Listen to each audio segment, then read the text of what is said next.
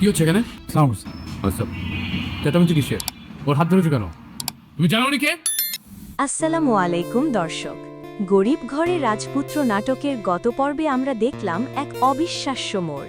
যে মেঘলাকে অনেক তুচ্ছ-তাচ্ছিল্য করে কাজের মেয়ে বানিয়ে রেখেছিল, সেই মেঘলাই এখন 50,000 কোটি টাকার মালিক এবং শালিমা বিল্ডার্স গ্রুপের আসল উত্তরাধিকারী। অনেকের পাপের ঘড়া কি এবার পূর্ণ হতে চলেছে?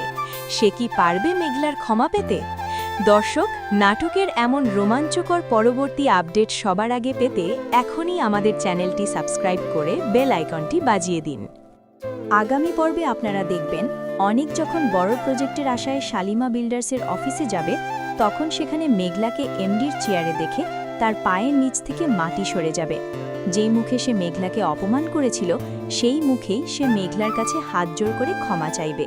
কিন্তু মেঘলা কি অনেককে এত সহজে মাফ করে দেবে?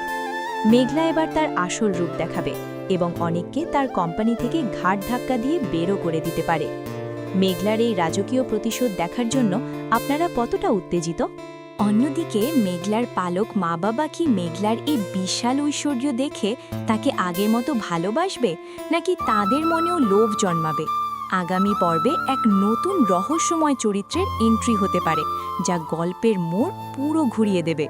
বন্ধুরা, এই টান টান উত্তেজনার পর্বটি মিস করতে না চাইলে এখনই ভিডিওতে একটি লাইক দিন এবং আমাদের চ্যানেলটি সাবস্ক্রাইব করে আমাদের সাথেই থাকুন। আপনারা অনেকেই জানতে চেয়েছেন আগামী 13তম পর্বটি কবে আপলোড করা হবে। আপনাদের জন্য সুখবর হলো, আগামী পর্বটি আগামী শনিবার ঠিক দুপুর 12টায় কারু হিম অফিসিয়াল ইউটিউব চ্যানেলে আপলোড করা হবে। মেঘলা কি অনেককে ডিভোর্স দিয়ে তার যোগ্য শাস্তি দেবে? আপনাদের মতামত কমেন্ট করে আমাদের জানান। নিয়মিত নাটকের এমন আপডেট ও নাটক রিভিউ খবর পেতে আমাদের চ্যানেলটি সাবস্ক্রাইব করতে ভুলবেন না।